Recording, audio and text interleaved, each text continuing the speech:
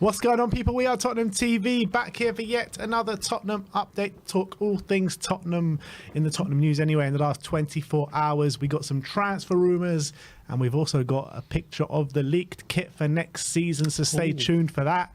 But look, if you don't know by now, head over to our website. We are tottenhamtv.com for your latest articles, and also podcasting platforms such as Spotify and Apple Music for your podcast as well. But let's start off talking about the transfer news.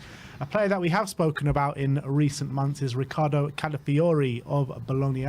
Two-time Mercato say that Tottenham have now set their sights on securing a summer signing of Bologna defender Riccardo Calafiori. Juventus are understood to be growing increasingly concerned by the competition by Tottenham Hotspur. Which is interesting because obviously they hoover up a lot of the talent in Serie A, don't they? I'm a big fan of his, and I think he would fit right in at Spurs. Plays in an aggressive attacking team like Bologna as well, who are having a fantastic season, and he'd be used to the kind of way we want to play with him. I think he'd be a fantastic signing. I think he's a young centre-back as well. I think he'd fit the bill quite well, actually. Yeah, 21 years of age, playing for the Italian under-21s, left footer. The way I look at this signing is very similar to maybe the Radu Dragushin signing, where he's a player that will come in, but he won't really command maybe to play week in, week out like a Radu, and he'll see this as like to grow himself as a player. So I think this one makes sense, to be fair. Definitely, but it's about price-wise. Wonder what kind of price range they're looking at for him. Yeah, on transfer market, his market value is 25 million euros. Well, Juve want him as well, and I don't know if that drives the price up. If Bologna get Champions League, that'll drive the price up. So you're probably looking at 40, 45? Yeah, I'd probably say a similar price point to Radu, 30, 35, something around that. 26 games this year, 3 assists in Serie A. He did join Bologna only this season. This is his first year there. From Basel, they signed him for 4 million euros. So, look, maybe there is some leeway on a price also, there. There's rumours that Motta might be leaving Bologna as well, isn't there? Is that right? He's done an unbelievable job. He's incredible. There's rumours of Juventus taking him. So if he leaves, maybe that'll give him more motivation to leave as well. Yeah, but if Motta goes to Juve, will he want to follow him there? Also, good point. But anyway, let's move on and let's talk about a Boca Junior central midfielder that Spurs are linked with called Christian Medina. As a Boca publication called Boca Noticias says, Tottenham want to sign Boca Junior central midfielder Christian Medina as part of the next transfer market. Do you know much about him? I don't. I think on FM he's pretty good. That's pretty much all. That says all we need to know. As long as he's good on FM, I think you probably should sign him up now.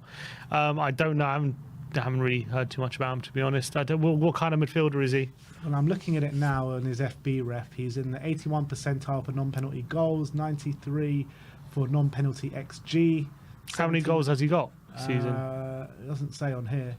91st percentile for pass completion rate, 94 percentile for progressive carries, 97 for successful take-ons, 75 for touches in the attacking penalty area, and 76 for progressive passes received.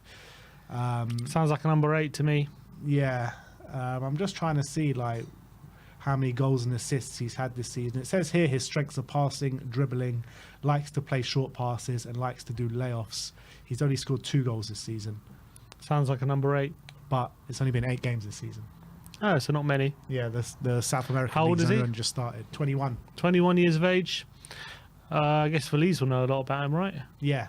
It looks like we are shopping in all these kind of different markets, isn't it? And that's good, because I think there's value in a lot of the markets which people don't really look at. A lot of untapped potential, especially in South America. I think there's loads of talent there, which we should be making much more use of. Yeah, I'm just trying to look. So in the 8 games he's played this season, he's been deployed in an attacking midfielder role 4 times and a central midfield role 4 times. So maybe he could be a hybrid of an 8 and a 10. Perfect. Next to Maddison. Or in competition with Maddison. But it just sounds like a bit like a Lucas Bergvall position. I think so. It sounds like number 8, to be honest. But anyway, let's move on and let's talk about another player that we've been linked with outside of the box. Goes by the name of Georgi Sudakov. Ben Jacobs says that Tottenham are seriously considering a move for Ukrainian wonderkid midfielder Georgi Sudakov. Yeah, apparently they're saying that they want 70 million for him. 70 million? 70 million. So he must be some serious talent. I know he's got man of the match. You know why they want 70 million? because of what we did to them with Manor Solomon. Shacked out the bits, that's why they want exactly. 70 million. No chance of laying us off easy on this one. There's no chance they do business with us. Give us 70 and we want Manor back as well. Why not a little swap deal with Manor? Gee, Manor going back to Ukraine. Yeah, he seems like a serious talent. I know in a few games this season, I think he's got man of the match in some Champions League games. So seems like a real up-and-coming talent. But I don't know about 70 million. It's very expensive. Yeah, his market value on Transfermarkt is 25 million. He's had 14 caps for the Ukrainian first team, 1 goal, only 21 years of age. So that's quite something. This year in the Ukrainian League, 17 appearances, 3 goals and 1 assist. And he's also been deployed mostly in the attacking midfielder role, central midfield, and also out on the left midfield as well. So, okay, in competition matters. Understudy, maybe if we get a sell to sell so, but I mean, it's quite expensive. Yeah, surely he can't cost 70 million. That's what they were saying. That's what I read. They said 70 million. That's got to be only the price for Tottenham. A piss-off price, Yeah, basically. It's gotta be. Like, no chance. This is a player that I'm very interested in, who we're going to talk about next, and he goes by the name of Crysencio Summerville. HITC say that Tottenham will compete with Bayer Leverkusen, Liverpool, and a numerous number of other clubs for Leeds winger Summerville this summer. And I remember chatting with you last summer when Leeds went down about him, and I was quite interested in him then. I can't remember what your opinion was of him, but he's had another really good season this year in the Championship. Yeah, and he actually did quite well in the Premier League as well when he was up there. So, and I remember there was a spell, I think it was like January time, was it last year when they were still in the Prem, and like he looked like he was being a match winner for them for a few games. Couldn't really keep it up, but he's having a brilliant season for Leeds in the Championship. Still very, very young. He's a real pacey winger who seems to be adding end product to good decision making in the final third as well. I've been very impressed with his development. I think it could be a real promising signing. Obviously, his price will probably double if they get promoted. So depending on how Leeds end the season, they're looking quite good for promotion as well right now. But I really like Summerville, and I was, as I say, when he was in the Prem, I was quite impressed with him. Yeah, and he's a player that's been deployed on both wings this season for Leeds, albeit predominantly on the left-hand side, but has had a number of appearances on the right. And interestingly, on the right-hand side, he's played 4 games, got 2 goals and 1 assist. So it shows he can do that role. But 40 games this season, 17 goals, 8 assists in the Championship. Very impressive. It's really good numbers. Very impressive. And he's got Premier League experience. He's obviously clearly got an eye for goal. If you don't look, Championship's not an easy league. 17 goals in Championship from the wing is very difficult. So it shows a lot of ability. Yeah, absolutely. And the last transfer bits that we're going to speak about is Raphinha. Not directly linked to Spurs, but could be. A Sport are reporting that Barcelona have rejected a €60 million offer from a Premier League club from Raphinha, an unnamed Premier League club. The Spanish club are ready to sell him, but they want at least €80 million for him. Chelsea? Probably. You know what? Raphinha scored a great brace against PSG in the first leg of the Champions League, doing it on a very big night for Barcelona. He's not had an easy season, but he is a player with a lot of ability, a lot of quality, who was very highly sought after before Barca signed him. Chelsea and Arsenal both wanted him. Obviously, I think he'll be an upgrade on what we have. Is he a perfect fit, though? That's the question, but I really like him. I do really like him as a player, and if Ange looks at that and thinks this is the guy we need to take us forward, I'm more than happy to go with him because he's got supreme quality. I don't know if him being on our right wing is what we need. That's the only thing, and it's going to be a lot of money. What makes you think that? I feel like he's more of a player who likes to score goals and take shots. I don't know if he's as much of a creator as he is a player who wants to score.